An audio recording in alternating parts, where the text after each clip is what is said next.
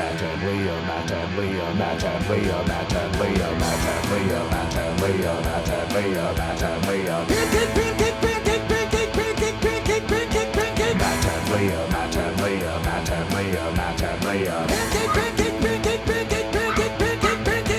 Matt and Leah, Matt and Leah, Matt and Leah, Matt and Leah. A pancake. What is up, boys and girls and everything in between? It's Bear With Us. I'm Matt. She's Leah. Barring the injury you just suffered while thrashing out like never before, how are you, my dear? I'm fantastic. I don't know if you noticed about me, but I used to play the drums. That's not true. It is true. I don't believe you. I played one drum. I played the snare drum. Oh. In middle school. Were you a band geek? Oh, I wouldn't say geek. I would say I was like a band bitch or something. Like I was like that bitch. You were the one cool person. I was. Everyone in band was actually pretty cool. To be fair, I came from a school that we had like, I don't even know. I had 100 people in my graduating class, so that should tell you something right there about where I'm from. However, I was the girl in the. I didn't play just this. Excuse me, I'm so excited here. I didn't just play the snare drum. I was in percussion. So I played the xylophone, I played the bass drum, I played the triangle. I did it all, baby. Did you ever get down with the cowbell? Never with the cowbell. Well, you're not a true percussionist. But I was in percussion. Bruce Dickinson is not impressed. Listen, I'm just like the rest of you. I put my pants on one leg at a time. Only after I put my pants on, I make gold records. Pretty good. Thanks. Fair. I fucked it up in the beginning though. That's all right. We'll forgive you. But yeah, I'm fantastic. How are you? I am exhausted. Exhausted. My ass is thoroughly kicked. Oh, no, it's not what you think, folks. I mean, it might be. That might have had something to do with it. Doing that work yesterday. But regardless, it's amazing how fast the world has reopened and how we have just been thrust back into normalcy. Like there was no warm up. It wasn't like, oh, hey, we're starting to get a little busier. We're slowly but surely getting the gears rolling where they need to be. It was like pandemic, free time, 23 hours a day, nothing important to do. Bam, right back to normal. Now I did a podcast this morning for work. Now we're doing this. We've got things to do after this. Like it just has not stopped. I'm exhausted. It's from one extreme to the other. It really is. Yeah. Also, I'm physically exhausted. That's why I thought you were going to say your ass hurts from working out. It does. My little beast, my little gym beast. You are. Your little gym beast. That's you. You're my little gym beast. Oh, good. I wouldn't say I'm quite at beast level. I love that by any means. I'm more of like a gym pet at this point. A gym pet. You're kind of like a gym ant. Like an ant. Who has a pet ant? People have pet ants. I mean, they have like ant farms, but no one actually keeps those. Those are. Well, yeah, that's the level you're at right now, I guess. You're just like starting out. You're just kind of like building you're burrowing your little tunnel. Thank you. I was gonna say line. I don't really know. I'm not equipped with the right verbiage for ant farms. However, I'm very proud of you. I'm proud of myself. I made the decision of my own free will, which is of the utmost importance, to jump back in the gym. I was very skeptical, tried a few gyms out, finally found a amazing trainer. Did I not recommend You did. CJ from the beginning? I recommended him. You did. I am now training with Leah's trainer, who is awesome and makes it fun. And I actually dig it. Like it's been over a month now, and I've gone 3 days a week, like clockwork. And I go and I work my ass off and I sweat like crazy. And I'm like, oh my God, I forgot what this feels like. And I was vehemently against it. Yeah, as you let's talk about that for a second. This is the guy that since I met you, you were like, well, maybe not since I met you, but since we started dating, you were like, I'm never going to the gym again. I did that for years. I don't want to do that anymore because I worked at a record store. I don't understand the anger on your face. I just simply swore off working out. Yeah, you're just like, I'll never do it again. I hate working out. Like it will never happen. Because I had to do it for many years as part of my job. It was never something I was like, oh, I do this because I feel good. Yeah. It was like, you have to do this. You need to stay this size. You need to eat this many calories. You have to. It was work. It was like an additional job that I got zero enjoyment from. Now, I was very open and honest with my trainer. And I said, hey, when he asked me what my goals were, I said, I want to be able to eat what I want and drink beer and not get fat. That's really my goal. And it's working and I feel great. Well, I think it's we were talking about this the other day, like it's a testament to I like the fact that when you say you're not going to do something again, fuck that, you like swear it off from your whole existence. You'll never do it. That happens like once a day, to be fair. I know. Regarding various subjects. But now here I you swear are doing I'm it. never using butter again. Okay, you're not that dramatic. But you did for a long time swear off the gym, said you were never doing it. And now here you are going through your own free will. You're going. I'm not forcing you to go. No one's forcing you to go. You're like, I want to go to the gym. And now you're doing it. And I'm so proud of you. But you're still trying to take credit. Well, I'm taking a little bit of credit because I did recommend my trainer because I know you guys would get along great. You both like the same shit. You both have tattoos. You both like the Big Lebowski. That's it. That's where you both like punk rock. You both like the same band. Like he reminds me a lot of you of the things that you like. He would always talk about while we're training. And I'm like, Matt needs to come train with you because you guys would hit it off. And I think to anybody listening that may be toying with the idea of trying to get back in the gym, no matter how out of shape or in shape you may be, find a trainer. That's been a game changer. Yeah. Having somebody that tells me, hey, do this. I'll count for you. All I have to do is focus on the work, and it's worth every penny. I'm very happy with it. And I'm super jacked now. Happy with it too because why are you touching your boobs? Because I'm just getting excited thinking about you with your shirt off. Well, that's good. That's like, oh my God, I always found you very attractive and I've always loved your body. But like, I didn't know I could love it anymore. And now I see you without your shirt on and I'm like, oh, I'm like upgrading. It's so hot. The older I get, the hotter I get, the more jacked I become. I'm going to be an awesome old man. Well, that's what, okay, that is so not fair. Like we were talking about this the other day. Men get more attractive the older they get. Not all men. But I feel like that's a pretty common thing. Men, for some reason, they just look hotter the older they get. Whereas women, we turn into like shriveled up little raisins the older we get. Like our prime is like, well, I'd say like maybe I'm in my prime right now, early 30s, right?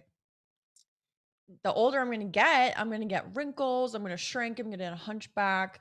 I'm just going to get like a lot of women. I think the older they get, like the more sunken in their face becomes. You lose fat in your face and you just look like an old woman. Not that there's anything wrong with that, but I just think it's very unfair that men look hotter the older they get and women not so much. But I think the big caveat is not all men. Like you got to take Most care of yourself. Most men get more attractive the older they get. Yeah. You stand by that? Yes, I do. Like men, like you're not even fully at your peak, which is hard to believe because I just want to lick your face right now. Way long ago. No, but you get way hotter. I don't understand. Like even this morning we were watching Kelly and Ryan. Yeah. And Mark Consuelos is on, which I've always thought he was such a babe, right? Yeah. And I was like, he's a perfect example. He somehow is getting more attractive. Like you look at pictures of him when he was in his 20s or 30s. Sure, he's a very handsome, cute guy. But now I'm like, oh, he's like a man and he's sexy. Whereas Kelly, I feel like, and I still love Kelly. I'm obsessed with her. I think she's gorgeous. But if you look at pictures from her when she's in her late 20s, early 30s, I feel like she was just beautiful. And now it's like you can tell she's a little bit older. She's still beautiful. The only person I think that maybe this doesn't apply to is J-Lo or like Gwen Stefani and Beyonce. I have a question for you. It's based on a conversation that you and I sort of had a few weeks ago over dinner. Oh God. Because that's basically what this podcast has become. Yeah. We don't actually talk to each other in person anymore. How many times during the week are we like, oh, this is a great conversation. Yeah. Wait, hold on, save it for the podcast. You always say that when we're in the middle of something and you're like, just don't even talk about it anymore. Let's just talk about it on the podcast. Yeah, it sucks because I feel like it's not organic when you are trying to recreate a conversation. No, I know, totally. But do women look at guys and just think, I would do that guy? Like just on a basically purely physical, no knowledge of who they are, just 100% visually speaking. Is it common for you to go, ooh, I'd F that guy? I think so. Yeah. Like I don't walk around and pick out people on the street and I'm like, yes, no, yes, no. But if there's like someone I find attractive, and I also think there's something like, oh, he's attractive, but I wouldn't do him. Okay, see, I agree with that. Yeah. Like, I think it's a little less cut and dry with guys because I think we're because you're gross. No, this is what I tried to explain to you. At least and I can't speak for all guys, but I think I've met enough and know enough dudes to know how dudes think and Sure. operate. And to me and most guys that I've encountered, that is like the most base level rating you can give another human being. Like, would you do them or would you not? That's it. It's not like, oh, am I like attracted? Am I really into it? It's like you look at somebody and you can usually tell within about 5 seconds. Sometimes there's one where you have to like, well, I never looked at them the same way, but yeah, maybe I probably would. But that's it. That doesn't mean I want to talk to them, that I have any interest in them, that I want to know them, speak to them, think about them. Right. It's just a very primal, I want to breed with you. Like that kind So you're saying you want to breed with these women, No. even I'm though saying you it from don't a know them. base human being level. Like it's just instinctive. It's not like a dog. A dog sniffs another dog and they're like, okay, yeah, I might be compatible with this person, but that's the equivalent. So do you do that, say, at the grocery store? You're getting checked out at the checkout counter. Are you like, oh yeah, I would do this girl who's the one scanning your items? Like, do you think of it like that every no, it's not the person you first, encounter? no, it's not the first thought, but there have probably been times where like you're not paying it. Again, that's how base level this thought is. And there, that is literally it. It's not even a thought. It's like a reaction. I've probably been like, oh, that chick was kind of hot. Okay. And that's to the end of the thought. You don't think about it by the time you walk out the store. Right.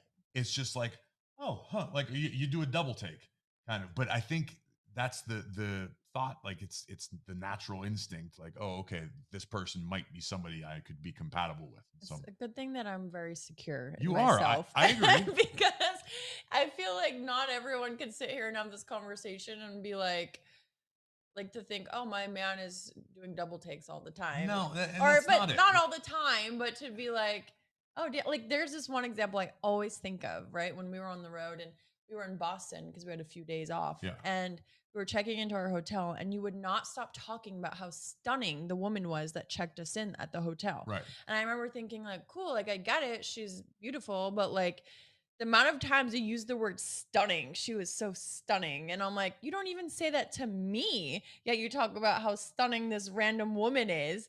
I was like, okay, like I don't mind you telling me someone's attractive, because I most of the time I'm like, what I say it first half the time. I'm like, oh my gosh, yeah, that girl's beautiful, don't you think? And you're like, yeah, I guess she's fine. Even though I guess that's like the normal thing guys are supposed to say. She's okay. Yeah, she's okay. But I don't get jealous about stuff like that, but sometimes I'm like, damn, I get it. That's why I'm trying to have this stunning. conversation, because it's not that simple. It's not like, oh, I think that chick's hot, you should probably be worried, I'm going to move on. Like I don't think most dudes operate that way. I'm saying take emotion, take everything out of it, take sex out of it. It is like a human reaction. Yeah. First things first, where you're like, would I or wouldn't I? Well, because I think of this one example you gave me. We had this I feel like we have this conversation quite a bit because you were talking. Because I do double takes all day.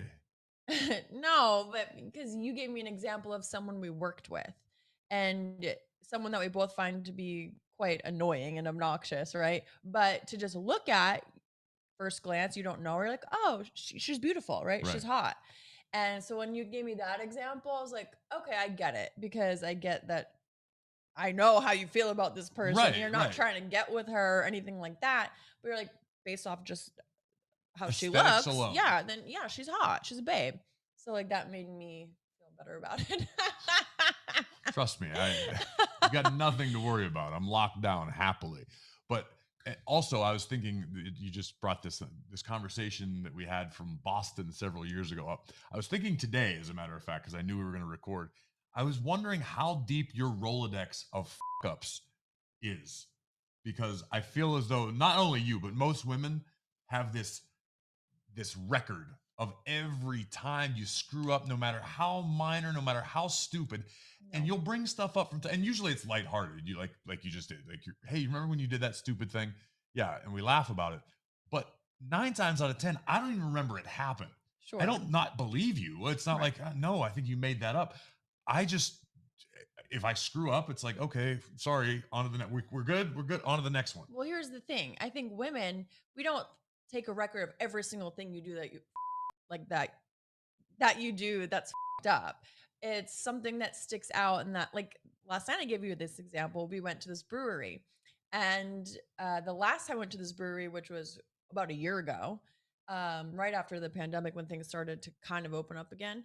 And I remember I was wearing these shorts, and you made a comment like, babe, like those shorts don't look good on you. They're not flattering.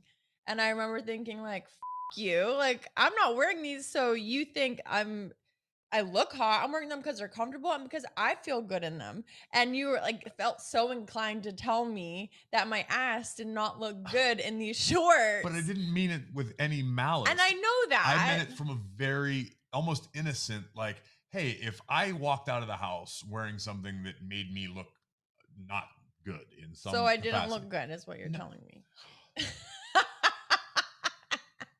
But this is an example of what you're talking about, keeping the Rolodex. Like that night, I maybe made a joke to you saying like, oh, you, you don't think, whatever. Yeah, I like yeah, them. it wasn't even a thing. That was it. But then we go there a year later, and that was my first memory of being at this place. And you're like, how would you even remember that? And you always tell me the story about how one of the first times we hung out, you were bending down and I pushed you over or something. Yeah, we were drinking in a hotel room. To this day, no matter how many times you tell me about it, I have no recollection of this. We're just hanging out chatting, and you were sitting on one of like a little lounge sofa that was in the hotel room, and I was crouched down almost like a catcher, you know. And I don't know why we had a few drinks and I was just sitting there, like I guess I was comfortable, and we were just chatting, and you said something to me, I don't know, and I started laughing, and then you just pushed me over, and I was holding a glass of wine, I remember, and I fell over on the ground, and I remember thinking like, this guy, like you for doing that to me. Like we're in the middle of this beautiful, like in-depth conversation, and we weren't together. In the middle of an in-depth conversation. We were like, I think we were just like having some drinks. You know how we get like when our conversation just starts flowing, we just get so into it, and we're talking about God knows what. Right. And we weren't even like officially together at this point. I remember being like, this could have been like a major red flag to me, to be like, why, what, like, what is this? But I never said anything to you that night. And now like months, years later, I told you about it. I have no recollection of it, but like the best I can explain is like, I'm an overgrown child.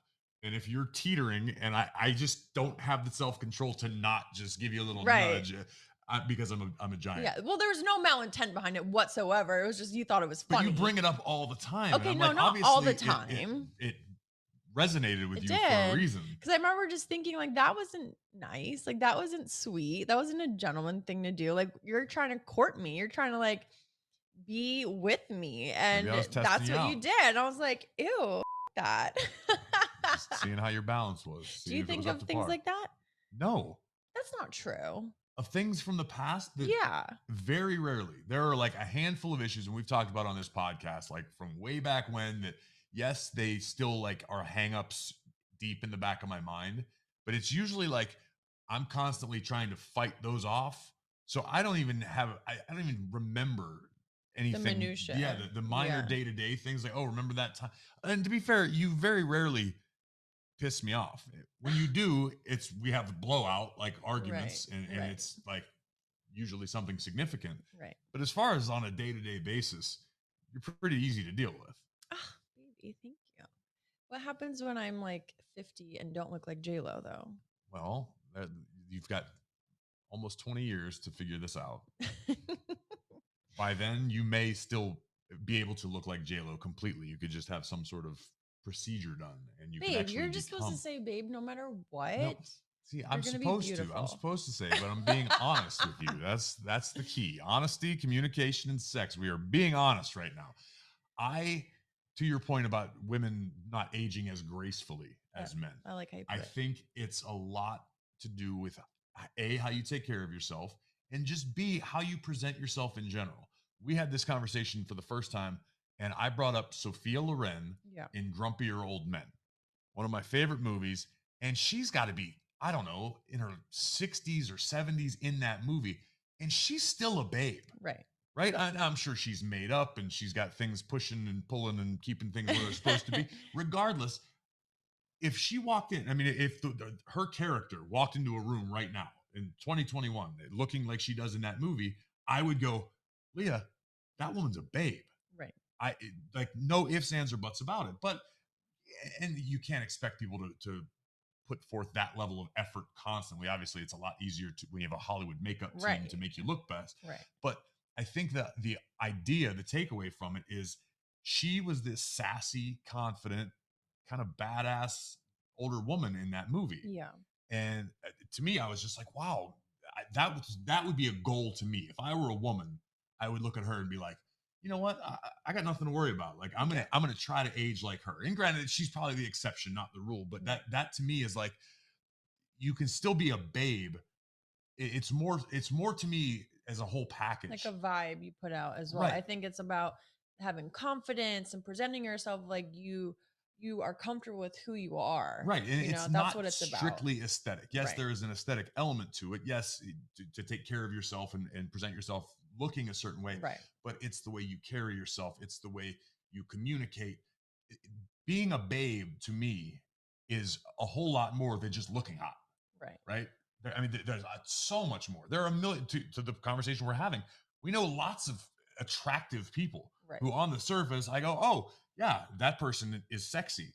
But that doesn't mean there's any sort of attraction, because to me, and I would dare say most people, there's more to attraction than just physical appearance. Sure, of course. That I think that's the initial thing that kind of catches your eye. But then Right. when you get to know someone, you know, like sometimes I see you checking out other women and I'm like, babe, what the You fuck? have never once caught me checking out another Yes, woman. I have. You just don't think I notice. No, it's because you checked them out first.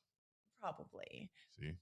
But I feel like confident and comfortable enough in our relationship to know, like, cool, go ahead. You can look at all the girls you want. It doesn't matter because I know what you look for in a partner and what you value and what you admire about me. But it's more than just looks. So, like, cool, you want to look at someone? I don't give a whatever floats your boat. Do it. Right, but it's got to be more than looks to it. And we were at dinner a few weeks ago talking about something similar, and I made the old cliche, lady in the street, freak in the sheets, right? Right. And I meant that more so than just Hey. Oh, there we go. We have YouTube now. We can, don't put pancake on that, guys. That's to be enjoyed by the entire interwebs. But yeah, the lady in the street, freak in the sheets thing, right? It's ludicrous that has it in it. I want a lady in the street, but a freak in the bed. Yeah, that's what it was. But something like that, like, yes, you're attractive. Yes, there's a sexual element to it, but like, there's so much more. It's the way you or any woman that I would be attracted to. It's more than just like, oh, she's got great boobs. Oh, she looks hot naked. Porn stars are porn stars. They're fine. I couldn't date one. Right. Oh, good. Well, no, I'm just saying, like, because to me, I would like a little bit of mystery for me that the rest of the world doesn't get to enjoy. Right. I think there's probably an element of that, like when I give you about your social media posts and your thirst traps, I always joke about. But mine are not. No, they're not. All no, they're not porn. They're bad not trashy. at all. No, I'm not saying they are. But when I'm like, Leah in her underwear, like, well, what about me? Like, I mean, you know what I'm saying? Obviously, I get the full package, but Right. I'm kind of, part of me is like, no, man, I put in the work. That's my partner. You be like, oh, look at her, she is mine. Like, that is mine. Yes. Because you, like, I see you looking at girls on Instagram or whatever, and you're like, oh, like, or people you follow, and I'm like, they're very scantily clad. They're wearing like basically nothing. Right. But you look at them. Yeah, I can't do that. But I look at them. That's where the difference is. A double standard. I will 100% admit there's a double standard. Yeah. I'm not saying it's right. I'm saying this is how Matt feels. Right. And I'm sure there are dudes that can relate, and probably women that the otherwise. Like, when you post these photos or whatever, yeah, part of me is proud, but I'm like, yeah, but it's weird. And it's going to sound stupid. If I'm with you, all bets are off. Whether it be in public, if we went out right now and you wanted to walk down Penn Avenue in a thong bikini, I'll as long as I could be there to hold your hand, cool, let's do it. Because then it's like, all right, my stamp is on it. And it's probably this weird, stupid, innate primal male thing, like mine, caveman shit, right?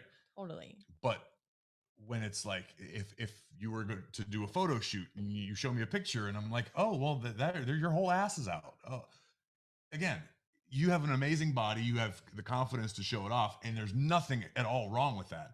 And I'm not, this isn't an argument or a debate. I'm just telling you from my perspective. Sometimes I go, ooh, that's a little, But yeah, see, from my that's perspective, mine, damn it. feels so frustrating because I see you looking at other girls. Are like, oh, that girl's a babe. That girl's a babe. Oh, look at her. She has so many fault. Like you made a comment about someone like, oh, she's made such a following and she's done this. She's really grown everything. Well, yeah, because she posts half naked photos all the time. Yeah, like if I want to do that, that is not okay to you. Right. Well, exactly. Yeah, you were like admire her work ethic and whatever she's doing. No. No, but you do. You're Listen, like, oh, well, look at what she did. Like she's gotten so much traction for the XYZ. Yeah, it's because she has all these followers because she posts half naked photos. Right. But then most of the followers are there for the half naked photos, not for the brand or the art Right. or whatever. But I don't actually know who you're talking about, but I'm not disagreeing with you. Yeah. But I'm just saying, I feel like there is such a double standard. There is. 100%.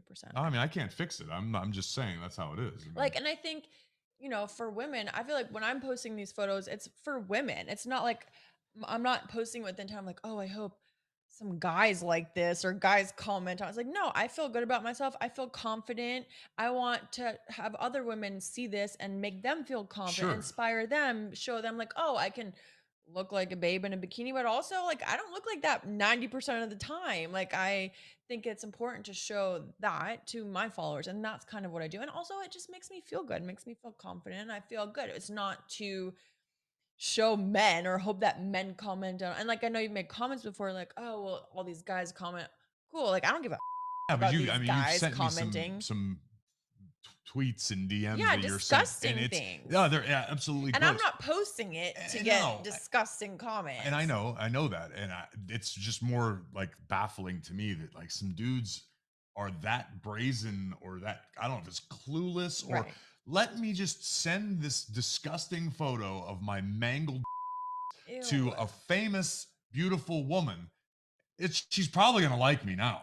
Right. It's just Like, well, it's what the hell thought disgusting, yeah. process went into that? Well, it's Like, almost like the catcalling thing we were talking about a few weeks ago. Right. Like these people just have no self-awareness. Yeah. It's just gross.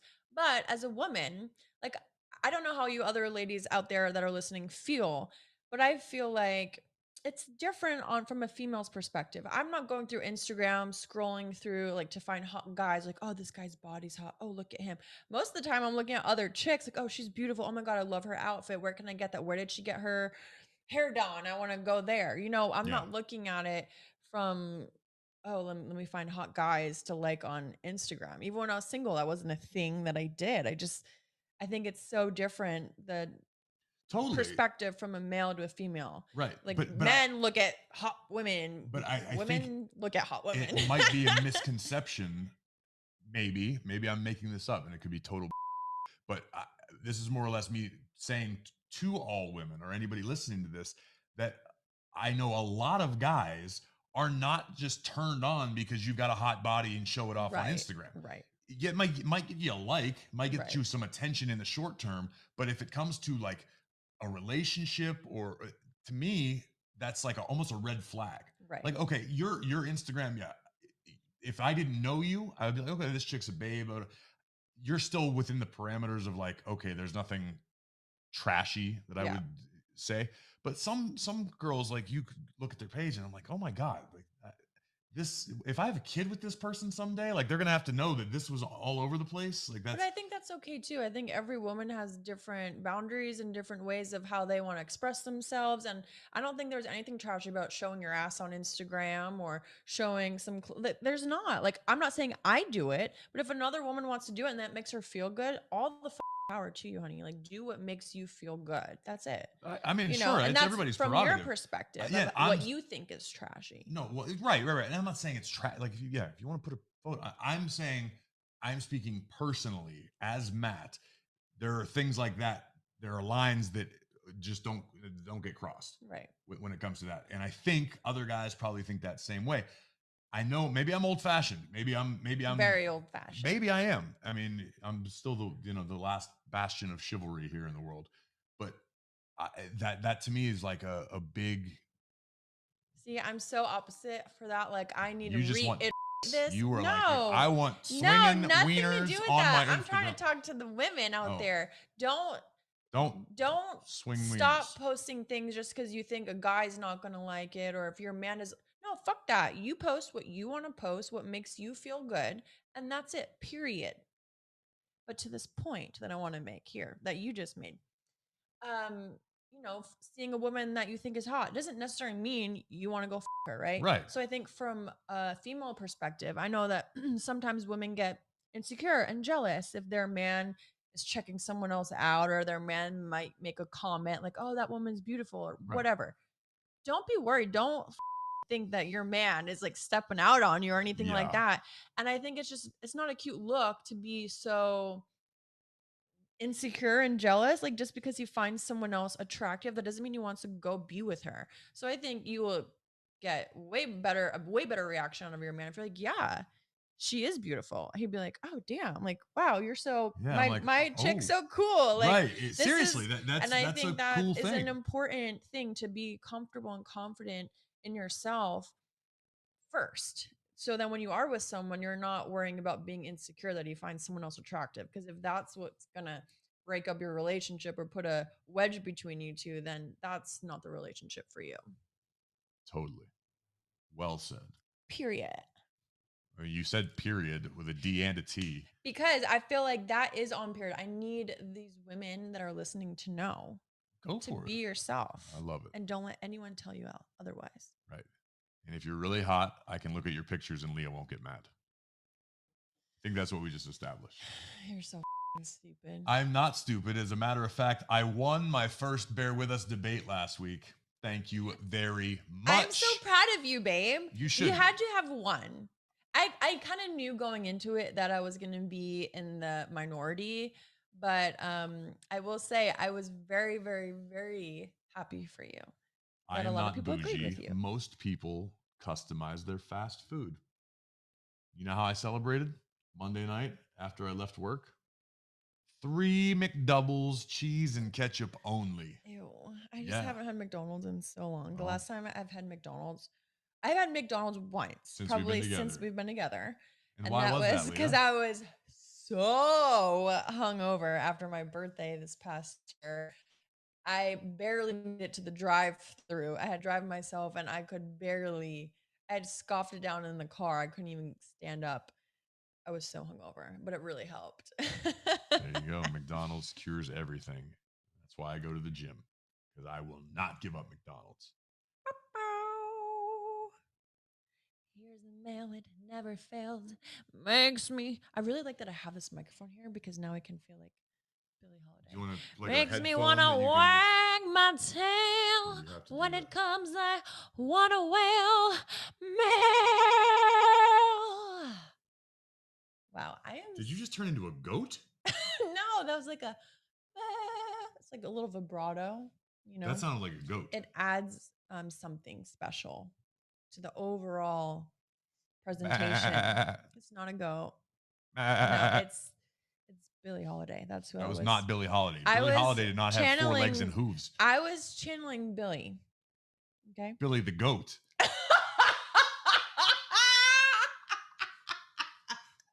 Babe, that was really good. What's in the bag? Send me the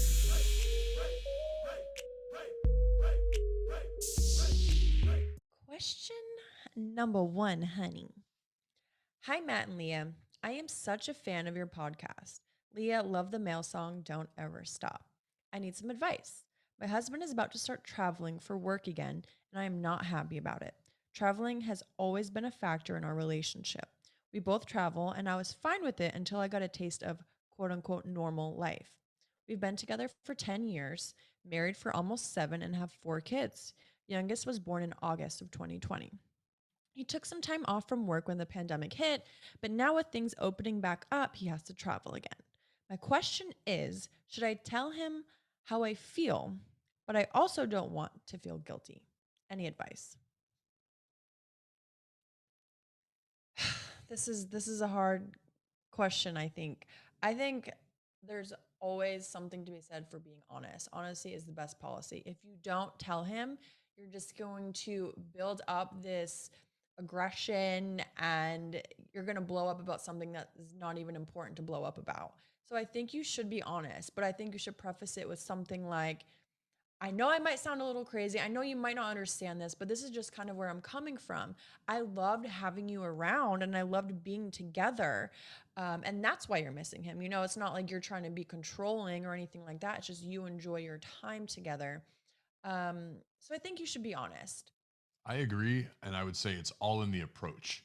To Leah's point, if you preface it the right way, where it's a concern or something that bothers you, and it's totally fine to be bothered by it and to not prefer your partner to be traveling. I don't think you're crazy at all for thinking this. It's not crazy. I think anybody who's in a relationship with anybody that travels, even when both of you travel, there's an element of discomfort having your partner gone for periods of time, especially at regular intervals. We just went through this. We're still learning. I would say to you, convey your concerns to him, but not in a way that makes him feel bad or guilty for trying to support your family. Because it's not his fault. No, it's the nature of the beast. He's lucky enough to still have a job through the pandemic and all that stuff. And we were just having a conversation similar about how the world changed basically overnight. We went from having all the free time, 24 hours a day, 7 days a week with each other, to now we're on opposing schedules and you have to get creative.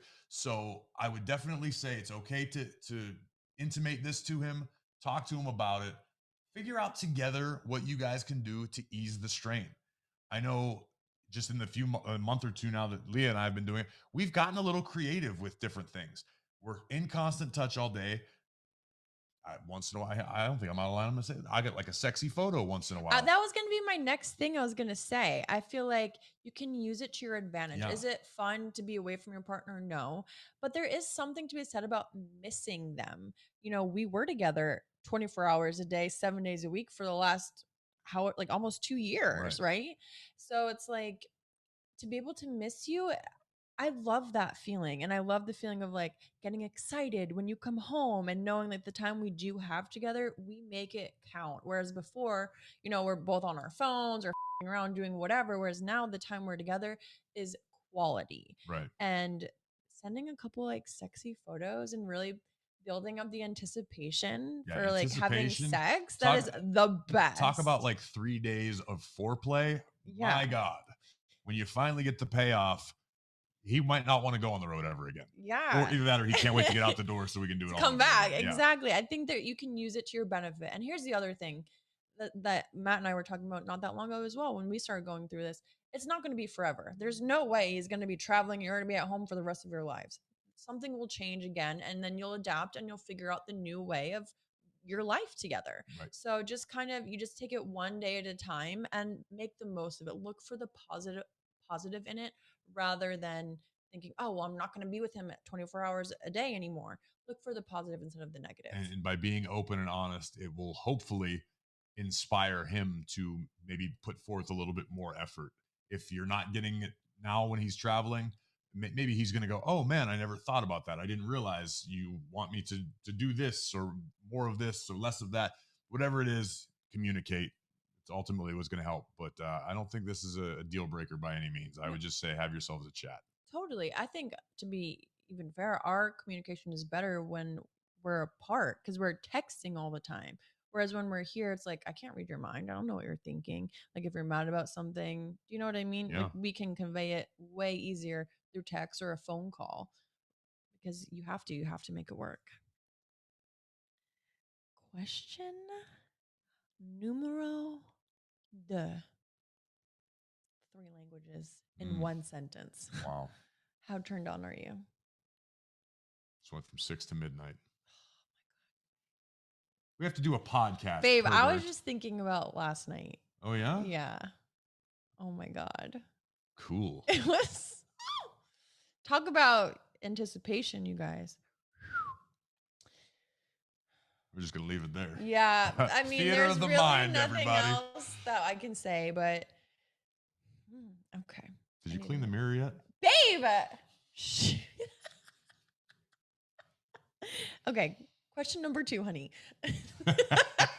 I embarrassed Leah. Hi, Matt and Leah. I've emailed you once before. Leah said I talked too much and that my email was lengthy. Sounds like something I would say. I'm sorry.